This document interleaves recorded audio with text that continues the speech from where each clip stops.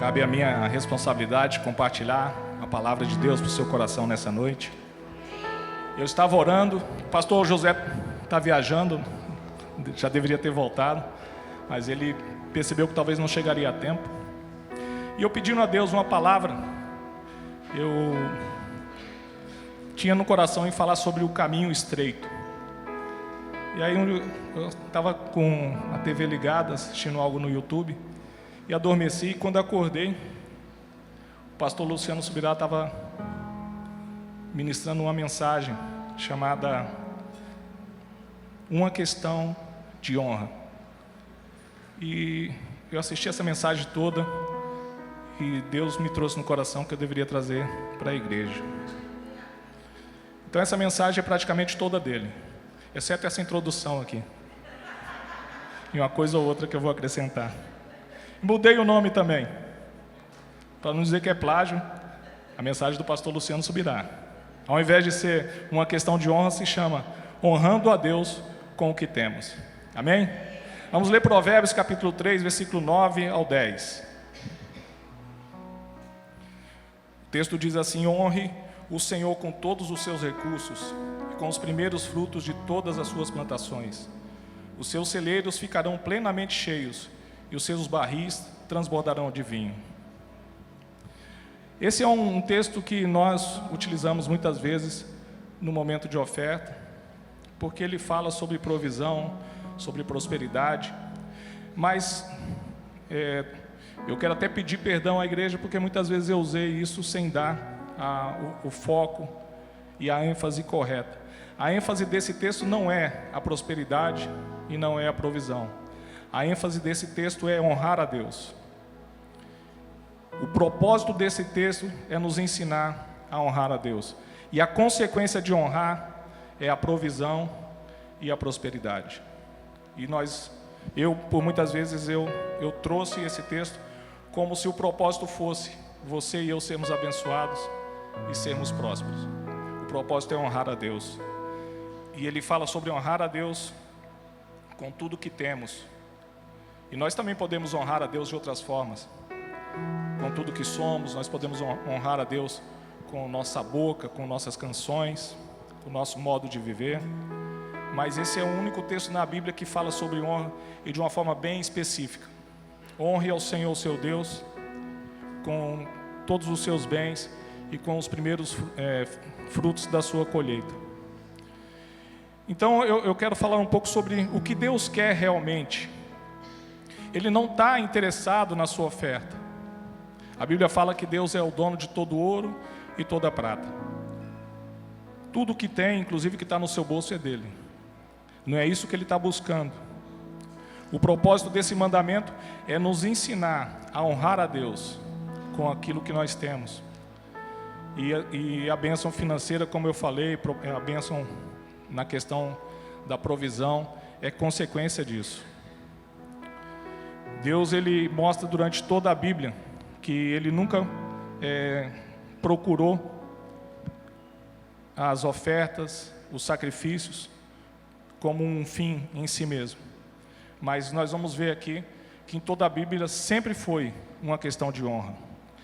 A primeira oferta que é registrada na Bíblia está no livro de Gênesis, no capítulo 4, onde Caim e Abel, eles fazem uma oferta ao Senhor.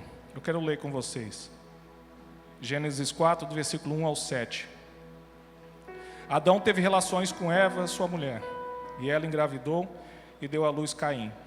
Disse ela: com auxílio do Senhor tive um filho homem. Voltou a dar à luz, desta vez a Abel, irmão dele. Abel tornou-se pastor de ovelhas e Caim, agricultor.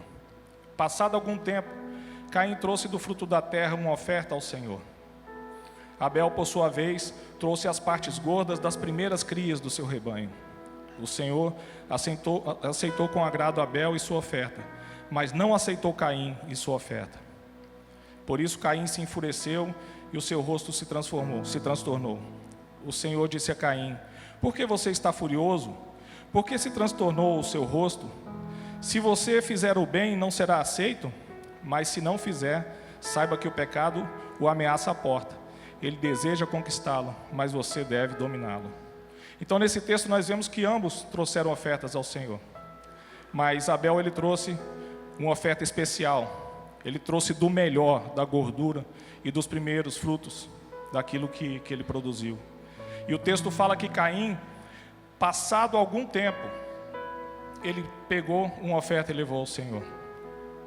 Isso fala de honrar ao Senhor, de ter o Senhor como mais importante, porque a palavra honra significa distinguir, fazer distinção, fazer diferença.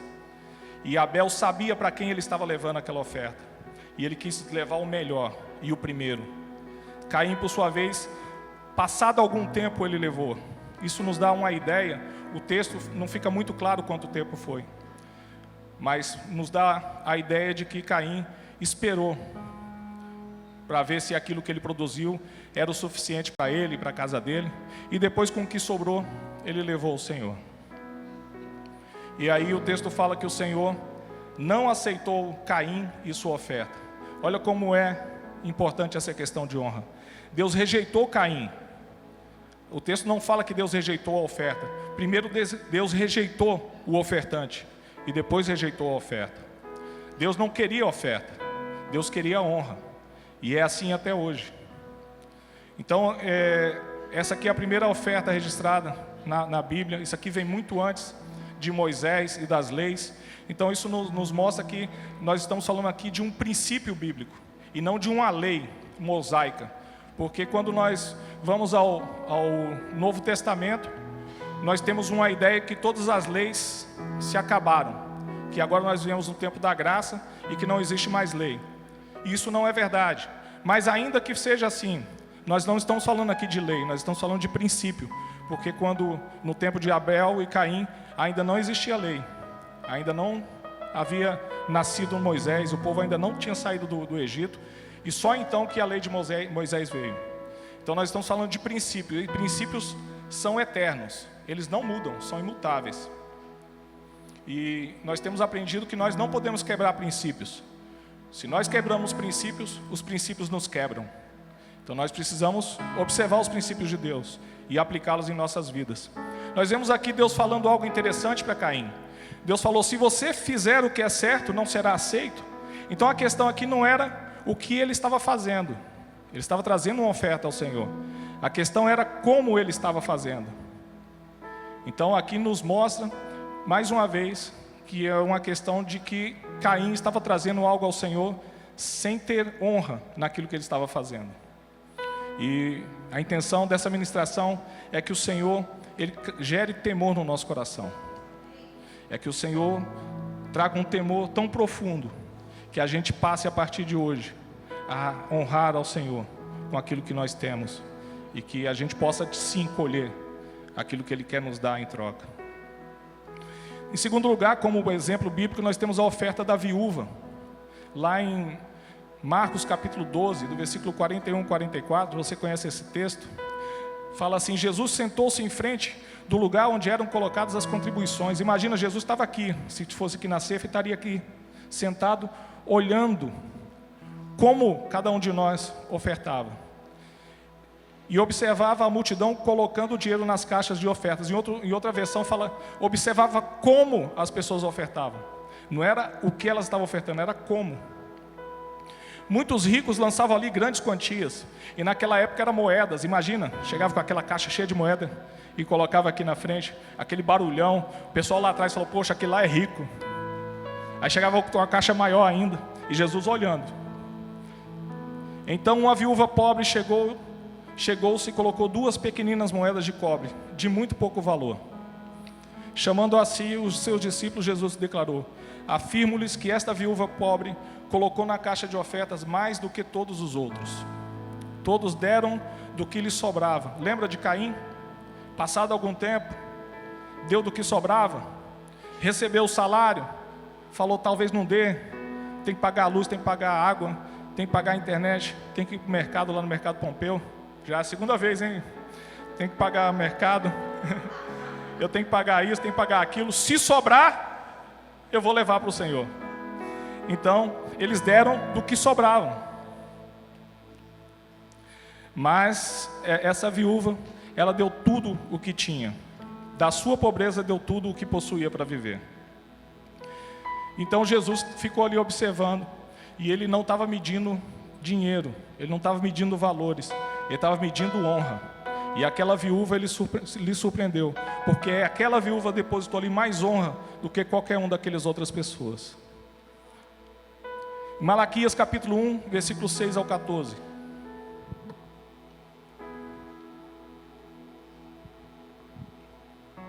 O filho honra seu pai e o servo o seu senhor. Se eu sou pai, onde está a honra que me é devida? Deus falando. Se eu sou senhor, onde está o temor que me devem? Pergunta o Senhor dos Exércitos a vocês, sacerdotes.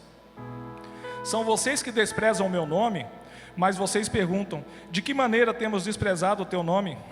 Trazendo comida impura ao meu altar. E mesmo assim ainda perguntam, de que maneira te desonramos? Ao dizerem que a mesa do Senhor é desprezível. Na hora que trazerem animais cegos para sacrificar, vocês não veem mal algum. Na hora de trazerem animais aleijados e doentes como oferta, também não veem mal algum. Tentem oferecê-los de presente ao governador. Será que ele se agradará de vocês? Será que os atenderá? Pergunta o Senhor dos Exércitos. E agora, sacerdotes, tentem apaziguar a Deus para que tenha compaixão de nós. Será que com esse tipo de oferta ele os atenderá? Pergunta o Senhor dos Exércitos. Ah, se um de vocês fechasse as portas do templo. Deus está falando, era melhor que vocês fechassem as portas dessa igreja, do que vocês ficarem me desonrando com essas ofertas que vocês estão trazendo. Assim ao menos não acenderiam o fogo do meu altar inutilmente.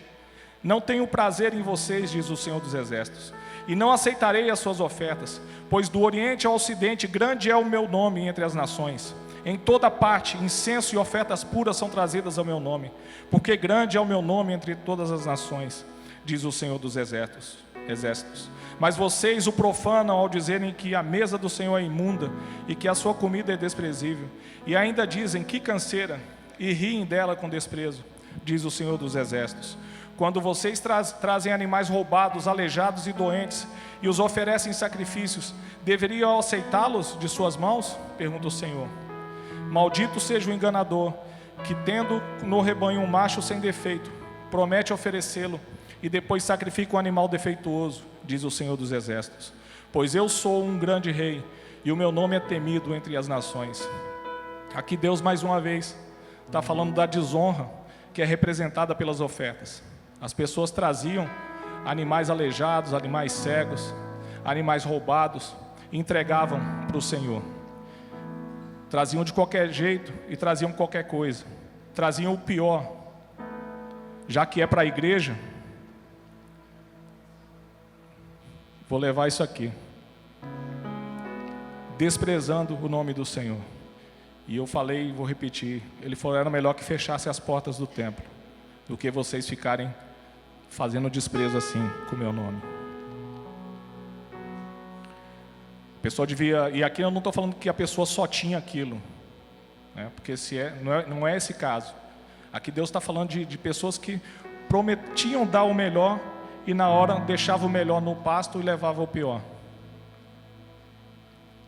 Outro exemplo bíblico, Ananias e Safira. Está lá em Atos, no capítulo 5. Um homem chamado Ananias, juntamente com Safira, sua mulher, também vendeu uma propriedade. Ele reteve parte do dinheiro para si, sabendo disso, também sua mulher. E o restante levou e colocou aos pés dos apóstolos. Então perguntou Pedro, Ananias, como você permitiu que Satanás enchesse o seu coração a ponto de você mentir ao Espírito Santo e guardar para si uma parte do dinheiro que recebeu pela propriedade? Olha como é interessante. Satanás e o Espírito Santo brigando no coração de Ananias e Safira por causa da oferta. E você acha que a oferta não é algo espiritual? Vai em qualquer encruzilhada aí de Foz do Iguaçu, você vai ver as ofertas que o reino das trevas faz. Eu estou falando de algo muito espiritual. Você não vai ver muitas vezes na Bíblia o Espírito Santo e Satanás lutando no coração de alguém por causa de algo. Ananias, como você permitiu que Satanás enchesse o seu coração a ponto de você mentir ao Espírito Santo e guardar para si parte do dinheiro que recebeu pela propriedade? Ela não lhe pertencia? E depois de vendido, o dinheiro não estava em seu poder? O que levou a pensar em fazer tal coisa? Você não mentiu aos homens, mas sim a Deus. Ouvindo isso, Ananias caiu e morreu. Grande temor apoderou-se de todos os que ouviram o que tinha acontecido. Então os moços vieram envolver o seu corpo, levaram-no para fora e o sepultaram. Cerca de 3 horas mais tarde entrou sua mulher, sem saber o que havia acontecido. Pedro lhe perguntou: diga-me, foi isso o preço que vocês conseguiram pela propriedade? Respondeu ela: sim, foi esse mesmo. Pedro lhe disse: por que vocês entraram em acordo para tentar o Espírito do Senhor? Veja, estão à porta os pés que sepultaram seu marido, e eles o levaram, e eles a levarão também. Naquele mesmo instante ela caiu aos pés dele e morreu. Então os moços entraram e, encontrando-a morta, levaram-na e a sepultaram ao lado de seu marido. Aqui um casal decidiu conspirar. Eles viram muita gente vendendo propriedades e trazendo o dinheiro aos pés dos apóstolos. E eles falaram: vamos fazer também. Eles não precisavam ter feito isso. Deus não quer que você faça isso, a não ser que você queira, e Ele coloca isso no teu coração. Mas eles decidiram fazer, e eles falaram para o Espírito Santo que eles iam fazer: nós vamos vender essa propriedade, nós vamos trazer todo o dinheiro aos pés dos apóstolos. Mas quando eles fizeram isso, eles olharam para o dinheiro e falaram: é muito, vou levar só uma parte para a igreja, vou levar só uma parte para os apóstolos. E aí eles entraram em acordo e mentiram para o Espírito Santo. E isso aí causou a morte dos dois. Então não é sobre o que trazemos, é sobre como trazemos. Então nós vimos aqui que Deus, o que Ele quer? Ele quer honra, Ele não quer oferta. Ele quer ser honrado através das ofertas. E por que honrá-lo com o que temos? Por que é tão importante assim para Deus que a gente o honre com coisas materiais, com dinheiro, com finanças, com bens? Eu quero que você entenda, eu falei já, que finanças, bens, patrimônio é muito espiritual.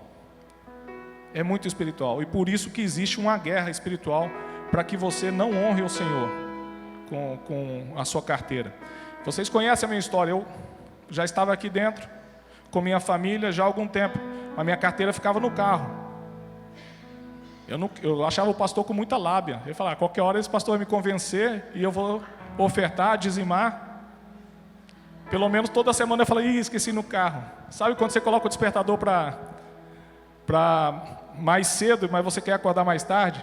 Você coloca o despertador para 6h30, mas você quer levantar às 7. Aí você fica brincando. 6h30, 6h40, 6h50, 7 horas você levanta. Então você sabe que você está se enganando. E eu deixava no carro, até que um dia Deus falou comigo, e a partir daquele dia, há mais de 20 anos atrás, eu tenho sido fiel ao Senhor em ofertas, em dízimos, e tenho visto Deus sendo fiel comigo e minha família. Mas o que eu quero com tudo isso é dizer que às vezes a gente está sentado aqui e diante de Deus, mas a gente ainda não conseguiu entender o poder que está em honrar o Senhor com as nossas ofertas, com os nossos dízimos e primícias. E isso é uma perca para nós, porque o Senhor não tem problema de baixa autoestima. Ele não precisa ser honrado. A questão de honrá-lo tem mais a ver conosco, com a forma de Deus nos abençoar. Lá em 1 Samuel capítulo 2 está escrito assim: eu honrarei aqueles que me honram, mas tratarei com desprezo aqueles que me desprezam. Então existe uma reciprocidade aí. Para que você seja honrado por Deus, você precisa honrá-lo. Mas se você desprezar Deus, Ele vai te desprezar. Nós podemos honrar o Senhor de diversas formas. Jesus falou, citando Isaías, que o povo honra, esse povo me honra com os seus lábios. Então nós podemos honrar com lábios, mas nós podemos honrar com a nossa dança, nós podemos honrar com artes, nós podemos honrar de diversas formas. Mas não existe nada na Bíblia que Deus compara o senhorio e uma concorrência com ele, se não é o dinheiro. O dinheiro é tão importante que Deus fala, vocês não podem servir a dois senhores. E Jesus não fala assim, a mim e a Satanás. Ele fala assim, a mim e ao dinheiro. Você ou serve um ou serve o outro. Então o dinheiro pode ser um Deus. Lá em 1 Timóteo capítulo 6, versículo 9 e 10, diz assim, os que querem ficar ricos caem em tentação, em armadilhas e em desejos descontrolados e nocivos, que levam os homens a mergulharem na ruína e na destruição. Pois o dinheiro é a raiz de todos os males. É assim que está escrito aí? Pois o amor ao dinheiro é a raiz de todos os males. O dinheiro em si não é um problema. O problema é se você amar o dinheiro. E se você amar o dinheiro, ele se torna em você a raiz de todos os males. Sabe o que são todos os males? Todos os males. Qualquer mal que você vê que existe uma raiz. É o amor ao dinheiro. As pessoas matam, as pessoas adulteram, as pessoas roubam. As pessoas fazem tudo por dinheiro, aqueles que amam o dinheiro. É ou não é? Então se você ama o dinheiro se tornou um Deus na sua vida. E esse Deus vai produzir coisas ruins na sua casa, na sua família. Olha a importância de você se render e começar a adorar o Senhor, colocando o dinheiro no lugar que ele deve estar, que é como um servo e não como um senhor da tua vida. Existe uma frase que diz assim, o dinheiro é um péssimo senhor, mas é um ótimo servo. Então não tem problema você ter dinheiro, o problema é o dinheiro ter você. Em Mateus capítulo 6, versículo 24, está o texto que eu falei agora há pouco. Ninguém pode servir a dois senhores, pois odiará um e amará outro, ou se dedicará a um e desprezará o outro. Vocês não podem servir a Deus e ao dinheiro. Então Jesus está fazendo aquela comparação, mostrando que o dinheiro pode ser um concorrente. A parábola do semeador, lá em Marcos capítulo 4, versículo 18 e 19, Jesus fala que um semeador sai a lançar sementes, e ele vai falando diferentes tipos de solo, onde essas sementes vão caindo, e ele fala que parte das sementes caem entre os espinhos.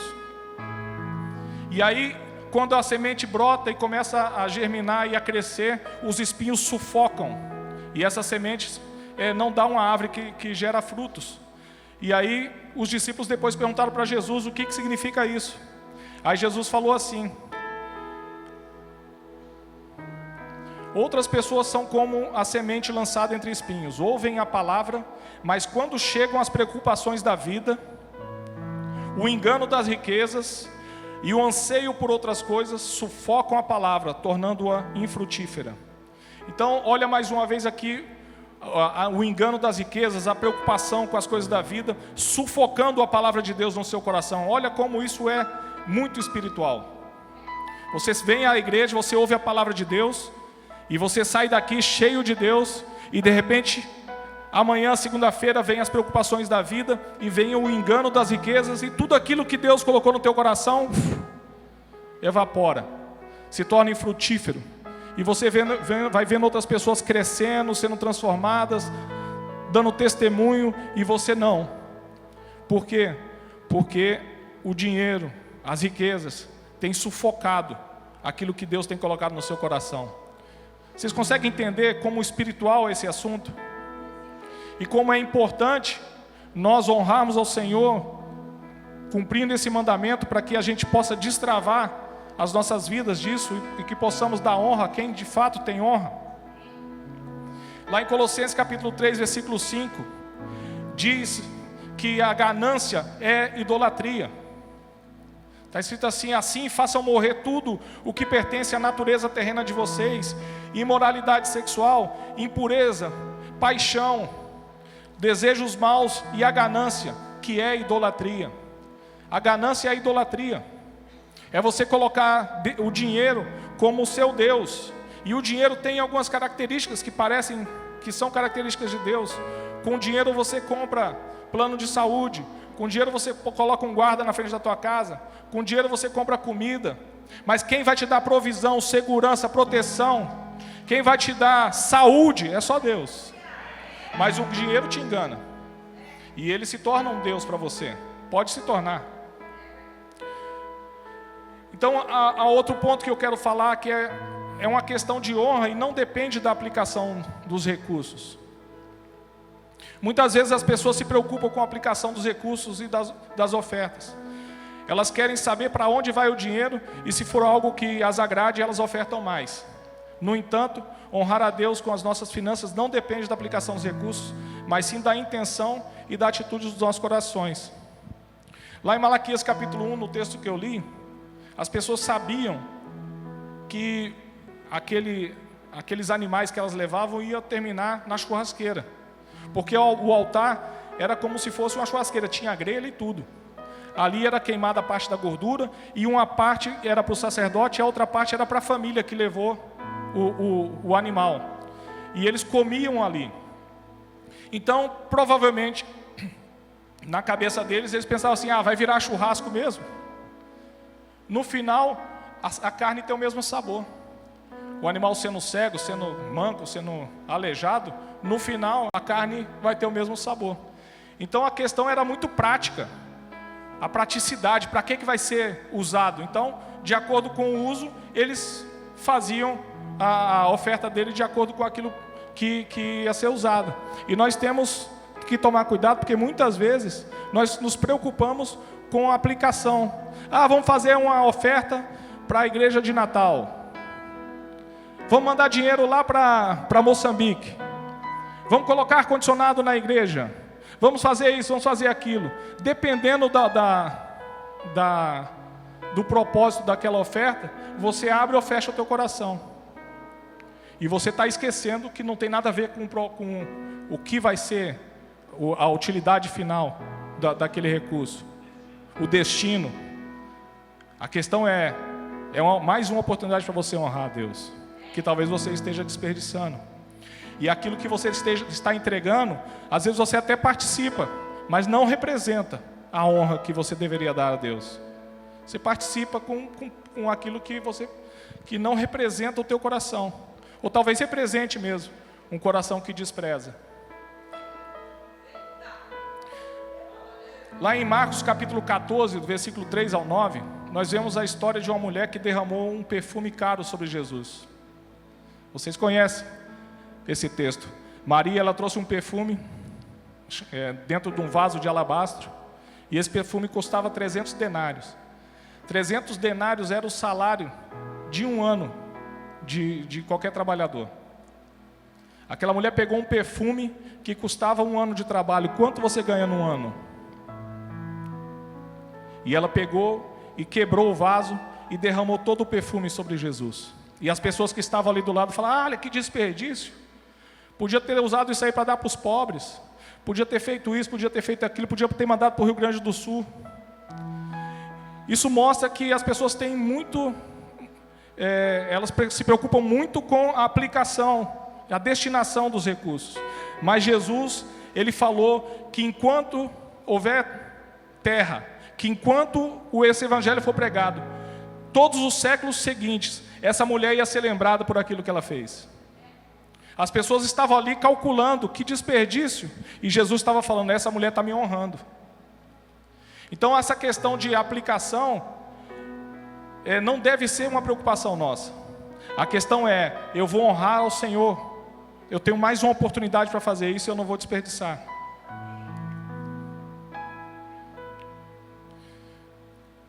Lá em 2 Coríntios capítulo 9, Paulo fala assim, aquele que supre a semente ao que semeia, e o pão ao que come, Deus coloca na sua mão sempre semente e pão. Também lhe suprirá, e aumentará a semente, e fará crescer os frutos da sua justiça. Vocês serão enriquecidos de todas as formas, para que possam ser generosos em qualquer ocasião, e por nosso intermédio a sua generosidade resulte em ação de graças a Deus. O que Paulo está falando? Que Deus, Ele quer te enriquecer. Ele quer te dar não só a semente, Ele quer te dar o pão para te sustentar, e a semente para você semear, em toda ocasião, em toda oportunidade. É para mandar para Moçambique, estou dentro. É para mandar para Natal, eu estou dentro. Vamos colocar ar-condicionado, estou dentro. Vamos mandar para o Rio Grande do Sul, estou dentro. Toda oportunidade, toda ocasião. E isso vai fazendo com que Deus coloque mais sementes na sua mão, porque Ele está procurando pessoas assim, que expandam o reino de Deus, através das suas finanças, através dos seus bens. Agora eu quero tratar de um assunto que é muito sério. Nós vemos muita semelhança entre o tempo de escravidão e o tempo que nós vivíamos no pecado. O tempo de escravidão, o povo lá escravizado no Egito, e o tempo que nós vivíamos longe de Deus, escravizados no pecado. E aí nós vemos uma grande semelhança de Deus tirando aquele povo do Egito, passando pelo Mar Vermelho, e aí levando esse povo para a terra prometida, com a mesma promessa e com aquilo que Deus faz conosco. Quando nós entregamos nossas vidas para Jesus, Ele nos retira do reino das trevas e nos coloca no reino da sua maravilhosa luz. Ele abre o mar e faz com que a gente passe, e a gente é transformado, e nossa vida começa. Nós começamos a viver uma transformação de vida. E é muita semelhança também com a figura de Faraó e a figura de Satanás. E aí quando Moisés ele volta para o Egito para retirar o povo de lá, ele vai direto a Faraó e fala: Faraó, o Senhor me disse para que você que você liberte o povo, que o Senhor quer que o povo saia daqui e vá adorá-lo no lugar que ele escolheu. E primeira coisa que Faraó começou a negociar, e eu quero que você preste atenção nessa negociação. A primeira coisa que Faraó fez foi, ele não queria deixar o povo sair. Ele falou: não, esse povo não vai sair. E aí o que aconteceu? Praga neles. Moisés declarou a praga sobre o Egito. E aí com aquela praga que veio, Faraó mandou chamar Moisés novamente. E Moisés falou, e Faraó disse para que eles poderiam ir, mas eles não poderiam ir muito longe. Então primeiramente Faraó, que é Satanás, ele não quer que você vá adorar a Deus. Mas depois ele vai negociando, ele está vendo que ele está perdendo, então ele fala assim: tá bom, mas não vai muito longe. Fica perto. Ele quer manter o controle. Fica com um pé aqui e outro pé ali no mundo, né? Domingo na igreja, segunda, terça, quarta, quinta e sexta, né? Faz o que você quer. Adultera, se prostitui, enche a cara, briga com a esposa. Então, para ele, aí tá bom também. Você não está 100% com ele mais, mas você também não está 100% com Deus. E a gente sabe que o muro é de quem? O muro é do diabo. Ficar em cima do muro, quem não conhece essa? Né? A pessoa estava em cima do muro, aí olhou para um lado, estava o diabo lá, aguando as plantinhas, falando: ei, pula para cá, pula para cá. E aí ele olha para o outro lado, Deus está lá também aguando as plantinhas, e Deus não fala nada. Aí esse cara fala: espera aí, diabo, só um pouquinho. Ô Deus, o Senhor não vai me chamar para pular? Ah não, desculpa. É o contrário. Deus só pula para cá, e o diabo lá só assoviando e aguando as plantinhas. Pera aí, Deus, só um pouquinho. Ele olha para o diabo e fala: ô, você não vai pedir para eu pular não? O diabo fala: não preciso. É por quê? Porque o muro é meu. Então ficar em cima do muro, você já tem o lado. Se você tá com um pé dentro da igreja e um pé no mundo, você não está na igreja. E é isso que o diabo quer fazer, né? É isso que Faraó queria fazer. Não vai muito longe. Ele quer que você ainda fique ali debaixo do controle dele. Mas aí depois, ele não aceitou, praga neles. E aí Faraó mandou chamar de novo Moisés e Arão. E aí ele falou: tá bom. Eu vou deixar aí, mas vai só os homens. Deixa as mulheres e as crianças aqui. Aí Moisés falou: não, senhor, vai todo mundo. Porque o diabo quer fazer isso, ele quer dividir a família. Vem só o homem para a igreja, a esposa fica em casa, os filhos ficam em casa. Ou vem só a mulher, o esposo fica em casa. O que Deus quer é que toda a família venha. Mas Faraó e Satanás não querem isso. Eles querem dividir. Eles querem que você vá e que você fique com algo ali dentro ainda. E aí depois, praga neles de novo. Aí, mais uma vez, Faraó manda chamar e fala para eles, e é aqui que eu quero que você preste atenção. Ele fala assim: tá bom, Moisés, pode ir você, pode ir sua esposa, pode ir suas esposas, podem ir seus filhos, mas os seus rebanhos, os seus bens não vão. É aqui que eu quero chamar a tua atenção. Os seus bens não vão. E Moisés falou assim: nada disso, não vai ficar nenhuma unha de um animal aqui. Porque nós queremos adorar o Senhor e nós vamos escolher lá qual o animal desses aqui que nós vamos sacrificar para o Senhor. Então, muitas vezes, como a história que eu falei, a gente está aqui dentro e a carteira está no carro. E a gente não consegue, de fato, adorar o Senhor com tudo que nós somos e com tudo que nós temos. E nós não conseguimos honrar o Senhor para cumprir esse mandamento que está em Provérbios capítulo 3, versículo 9 e 10. Porque nós não conseguimos arrancar as nossas finanças das mãos do inimigo.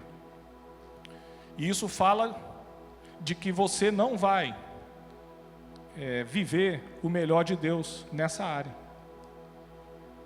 Quando eu estava preso, no dia que eu falei para o Senhor: Senhor, quando for para eu começar esse negócio de dar dízimo, de oferta, fala comigo diretamente. Aí um dia eu estava lendo a Bíblia em casa e li Lucas capítulo 16. E lá fala sobre o administrador infiel. E o texto fala assim: aquele que é fiel no pouco, também será fiel no muito. E muitas vezes isso é uma coisa que fala no nosso coração, né? O dia que eu tiver muito, aí eu vou dar. Isso vai dar nada. Quem não é fiel no pouco, não é fiel no muito. Aí nesse dia Deus falou comigo, eu falei: Deus, quem disse que eu tenho muito? Eu achava que eu tinha muito. De fato, eu tinha um bom salário, mas eu tinha um apartamento que eu tinha pago, a construtora faliu, não me deu a escritura. Um carro que eu comprei emprestado de um cliente e estava pagando aos poucos. Eu recebia o meu salário, na metade do mês já tinha acabado, e eu ganhava muito bem. E nesse dia Deus abriu os meus olhos, e eu falei: uau, vou começar a dizimar agora. E aí eu peguei o envelope que estava por acaso lá em casa, no chão. Quando eu tirei a Bíblia ele caiu. Usei aquele envelope e a partir de então eu comecei a dizimar, a ofertar, e Deus começou a transformar a minha vida. E transformou. Qualquer dia eu posso contar esse testemunho, muitos já ouviram. Mas eu estava preso lá e não sabia. Eu estava com a minha família toda aqui, a gente vinha todo domingo. A gente até chorava quando o pastor falava as coisas de Deus, né? Era maravilhoso. Mas a gente estava preso.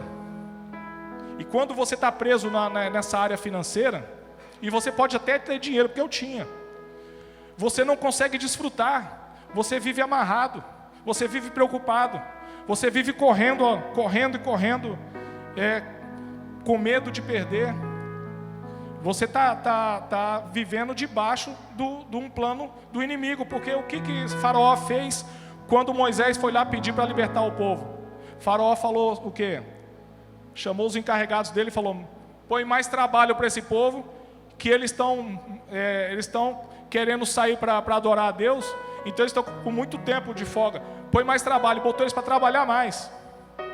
Então o que é uma forma de prisão? É você ter que trabalhar, e nunca é o suficiente, porque não tem bênção.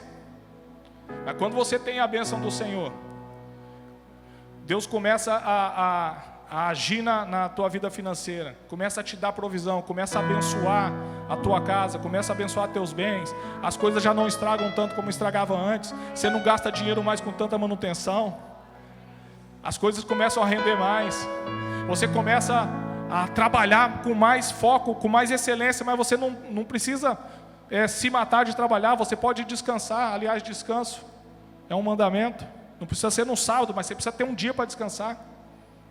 Mas esse é outro assunto. Mas esse assunto tem a ver com Faraó, e tem a ver com Satanás, e tem a ver com o plano dele para a sua vida, e não com o plano de Deus.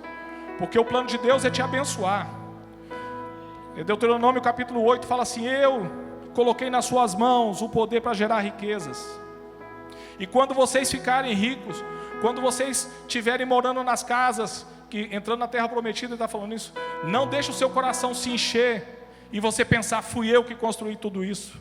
Lembra-te do teu Deus, porque é Ele, e aí que vem, porque é Ele que colocou em suas mãos o poder para gerar riquezas. Então, queridos, Satanás tem enganado muitos, e o melhor de Deus você não está vivendo por causa disso. Quando eu comecei a vir na igreja, ainda se ouvia muito, né? chicanismo, as pessoas falando que Deus é o caminho, mas o pastor é o pedágio, né? Aquelas brincadeiras, e aquilo lá fazia parte também do meu vocabulário, né? Eu tinha um receio de dar dinheiro para pastor, né? Mas todas essas coisas contribuíam para eu não entender o que Deus estava fazendo e queria fazer na minha vida. A Bíblia fala que vocês comerão o melhor dessa terra. Nós precisamos crer naquilo que Deus fala com relação à provisão, à prosperidade. É muito, uma coisa que eu acho absurda, é você acreditar que quando você morrer, Deus vai te levar para o céu. Isso é absurdo, e eu creio. Quem crê? E por que você não consegue crer que Deus quer te abençoar financeiramente? Se é algo tão mais simples para fazer. Sabe por quê? Porque você não quer meter a mão na carteira e tirar 10% e dar todo mês. Você não quer meter a mão na carteira e trazer oferta ao Senhor. Porque você tem medo de faltar. Não vai faltar. Isso é um clichê. Mas 90% com Deus vale mais do que os 100% sem Ele. Eu estou falando porque eu vivo isso. Tem uma palavra no latim, uma frase, 2 palavras, que se chama corandeo. Corandeo, C-O-R-A-M, espaço D-E-O. O que significa? Significa viver na presença de Deus. Apocalipse capítulo 4, versículo 9 e 11 fala assim: toda vez que os seres viventes dão glória, honra e graças àquele que está assentado no trono e que vive para todo sempre, os 24 anciãos se prostram diante daquele que está sentado no trono e adoram aquele que vive para todo sempre. Eles lançam suas coroas diante do trono. Dizem: Tu, Senhor, e Deus nosso, és digno de receber glória, honra e poder. A gente cantou isso hoje, né? Glória, honra e poder. Porque criaste todas as coisas e por tua vontade elas existem e foram criadas. Esses seres angelicais e esses anciãos, eles estão na presença de Deus, e tudo que eles fazem lá é querer dar glória, honra e poder a Deus. Eles tiram as coroas de suas cabeças, e coroa significa isso, coroa significa honra, glória e poder. E o que eles fazem? Eles tiram e lançam diante do trono de Deus. Quem vive na presença de Deus quer dar honra, glória e poder. Quem vive corandeu quer dar honra, glória e poder. E nós precisamos viver corandeu na presença de Deus. Ele está aqui, Ele está na tua casa, Ele está no teu trabalho, Ele está no trânsito, Ele está em todo lugar. Ele está vendo você, Ele sabe o que você pensa, Ele sabe o que você vai falar. A Bíblia fala que antes da palavra sair da tua boca, Ele já sabe o que você vai falar. Nós precisamos ter essa consciência da presença dEle. Nós temos uma mania de quando a gente vai orar, a gente fala assim: Senhor, eu entro na tua presença. A gente está na presença dEle o tempo todo. Mas se você tiver a consciência que você está na presença dEle o tempo todo, você vai querer honrá-lo o tempo todo, com pequenas coisas e com grandes coisas. E é assim que acontece lá no céu, nesse exato momento. Os 24 anciãos, eles estão prostrados diante do Senhor e colocando suas coroas diante dEle. E esse deve ser o nosso estilo de vida. Nossa glória, porque Ele nos dá glória. Nossa honra, porque Ele que nos dá honra. E o poder que Ele nos dá, nós precisamos colocar diante dEle. E o que mais representa glória, honra e poder nesse mundo, senão bens, posses, patrimônio, dinheiro? Não é verdade? E é assim que a gente deve honrar o nosso Senhor também. E há algo muito, muito poderoso nisso. Eu honrarei os que me honrarem, eu desprezarei os que me desprezarem, diz o Senhor dos Exércitos. Viva na presença dEle, corandeio. Honre-o com tudo que você é, com tudo que você tem, com tudo que você pode. Olha que fala Provérbios capítulo 11, versículo 24. Há quem dê generosamente e vê aumentar suas riquezas. Outros retêm o que deveriam dar e caem na pobreza. Quando nós retemos aquilo que é de Deus, nós estamos retendo a honra. Não estou falando de oferta. A oferta é muito boa para a igreja. Aliás, nós não fazemos nada aqui, nem nada, né? Na nossa casa, também a igreja é assim. Não funciona sem dinheiro. A igreja precisa de dinheiro, mas Deus não precisa. Mas se nós estamos retendo aquilo que a gente devia dar, tem maldição aí. Eu já falei várias vezes na reunião da diretoria, eu faço parte da diretoria da igreja, falei, não coloca a oferta no começo, falando, a pastora Mara sabe depois, não coloca a oferta no começo do culto, porque as pessoas chegam atrasadas, e depois elas não querem ofertar, mas eu estou errado. Quem deveria procurar depois a pessoa falar, olha, eu cheguei atrasado, eu não quero ficar sem honrar a Deus nessa noite. Onde que eu posso entregar? Para quem que eu posso entregar? Eu faço assim. Eu chego atrás, eu vou lá atrás, eu sei onde eu posso entrar lá, eu jogo lá onde que vão as ofertas. Porque eu saio de casa já com a minha oferta preparada. Mas antes não era assim, antes eu falava assim, puxa, graças a Deus, a oferta já aconteceu. Você está rindo por quê? Se você quer honrar, se você entender que você honra o Senhor, ofertando, dizimando, como que você vai permitir que você seja roubado dessa oportunidade de honrar o Senhor, porque você chegou atrasado? Ou talvez você até chegue atrasado propositalmente. Então eu estou errado, eu nunca mais vou falar isso para a diretoria. A oferta tem que ser antes da palavra. Faz parte da cerimônia. É no momento de adoração, porque ofertar é adoração.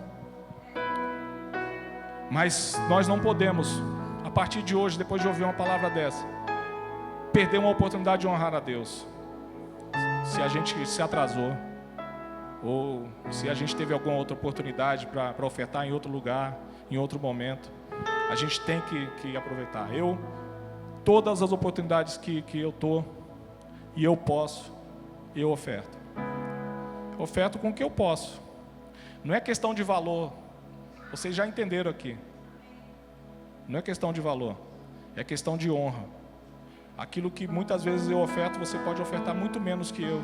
E talvez Deus vai olhar para você e falar, aquele lá me deu muito mais honra do que o Saulo. Não tem a ver com quanto que entra no caixa da igreja. Não tem a ver com o montante que é somado depois. Paulo fala assim, no começo, no primeiro dia da semana, cada um de vocês deve contribuir. Se eu não me engano, Atos capítulo 16, versículo 1. Todos são chamados a contribuir. E muitas vezes nós deixamos, o outro está contribuindo. Você está perdendo a tua oportunidade de honrar a Deus e de ser honrado por Ele. 1 Samuel 2,30. Honrarei aqueles que me honram, mas aqueles que me desprezam serão tratados com desprezo. E às vezes o desprezo é uma falta de cuidado. É você ter deixado o diabo entrar no teu coração e interferir naquilo que você queria fazer. Você diminui um pouquinho na quantidade, você diminui um pouquinho na qualidade. Deus não está querendo a sua oferta, Deus está querendo a sua honra. Ananias e Safira ofertaram, mas eles desonraram e eles bateram as botas. Caim ofertou, mas ele desonrou. E aquela desonra, olha o que a Bíblia diz. Caim, se você fizer o que é certo, você vai ser aceito. Mas se você não fizer, o pecado está batendo na porta, ele vai te dominar. Ele deixou o pecado dominar ele. Tudo começou por causa do dinheiro, né? Não é dinheiro em si, mas é por causa de bens, por causa de produção. E aí o que aconteceu? A raiz de todos os males começou a entrar em operação na vida de Caim. E o que ele fez? Ele matou o seu irmão. Por causa de um culto, o pastor falou isso esses dias. O primeiro assassinato na história aconteceu por causa de um culto. Deus não aceitou Caim. Deus não aceitou a oferta dele. E nós estamos sendo expostos a essa palavra, para que isso não aconteça conosco, para que Deus não fale da igreja Ceifa. Eu prefiro que vocês fechem essas portas do que eu estar sendo desprezado aqui toda semana, assim como ele falou em Malaquias. E sim, Provérbios capítulo 3, versículo 9 e 10, é verdade. Se vocês honrarem ao Senhor com os seus bens e com os primeiros frutos das suas produções, Ele vai encher os seus celeiros e Ele vai fazer transbordar os seus barris com vinho. O que fala isso? Fala de provisão e fala de alegria. Fala de você ter, mas também de você desfrutar. Não só ter como o diabo quer que você faça. Só tem, mas não desfruta. Deus quer que você tenha e que desfrute, e que Ele está transbordando, para que você possa repartir. Essa é a vontade de Deus. Quantos querem se submeter a ela? Fique em pé.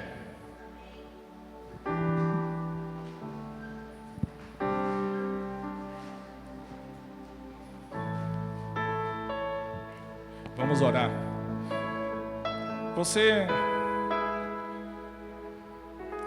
Só você sabe, e Deus, como você tem se agido com relação a honrar o Senhor nas oportunidades que Ele tem te dado. Talvez você seja como eu fui, esquece de propósito para não dar. Talvez você já tenha definido no teu coração: eu não vou dar. Eu não vou dar. Não gosto do pastor, não gosto da pessoa da diretoria. Eu vou guardar na minha casa, eu não vou dar. Eu vou dar quando eu ver uma oportunidade em qualquer lugar, uma igrejinha. Mas a Bíblia fala que é para você trazer a casa do tesouro o teu dízimo. A oferta você tem mais possibilidades, né, para você ofertar onde quer. Mas não retenha. Dê o seu melhor para o Senhor. Você está retendo a bênção de Deus na sua vida. Tem um texto, Salmo capítulo 18, que fala assim: ao fiel eu me mostrarei fiel, ao bondoso eu me mostrarei bondoso.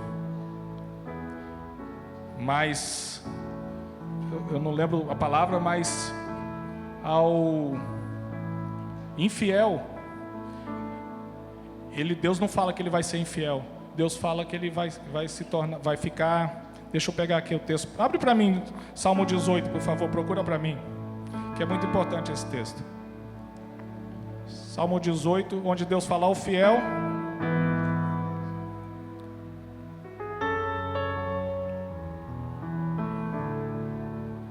Alguém achou?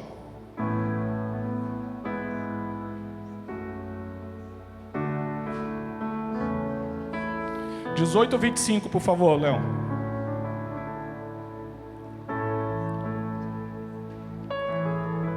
Ao fiel te revelas fiel, ao irrepreensível te revelas irrepreensível. Próximo.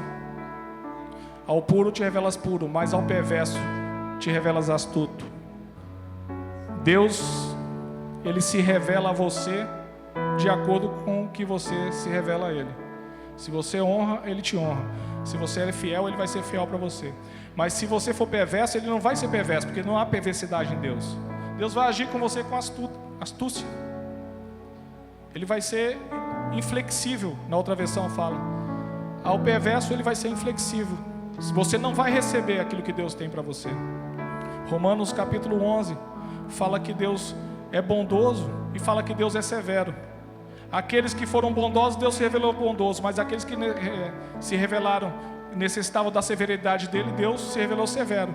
Como que Deus tem se revelado para você?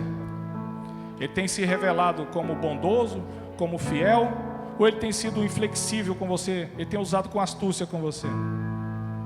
A Bíblia fala lá em Tiago: aproxime-se de Deus e Ele se aproximará de você.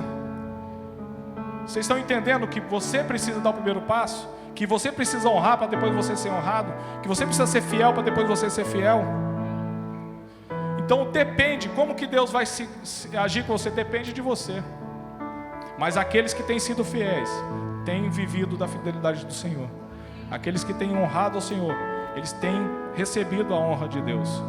Porque Deus não fica devendo nada para ninguém. E o que Ele quer é que você seja honrado. O que Ele quer é que você receba o melhor dEle. Mas você precisa agir com fé. E quando você tem dificuldade em abrir tua carteira para Deus, isso mostra que você não confia. Você acha que vai faltar, que não vai ter amanhã. Experimenta. Malaquias capítulo 3, versículo 8 ao 10 diz assim: coloquem-me à prova, diz o Senhor do Exército, se eu não vou abrir as janelas dos céus e vou colocar sobre você, depositar sobre você tantas bênçãos que você não vai ter nem onde guardar. E ainda vou repreender o devorador da sua colheita. Coloca Deus à prova. É o único lugar da Bíblia que você vai ver Deus falando: me coloca à prova, para você ver como é importante essa área que eu estou falando aqui. Se você não tem coragem, coloca Deus à prova, porque Deus prefere que você coloque Ele à prova, e Ele vai te mostrar quem Ele é nessa área, do que você viver o resto da tua vida preso, ainda dentro da igreja, com a sua família, você preso e não vivendo o melhor de Deus nessa área de prosperidade e provisão. Estenda assim suas mãos, vamos orar. Pai, nós te damos graças pela palavra que ouvimos.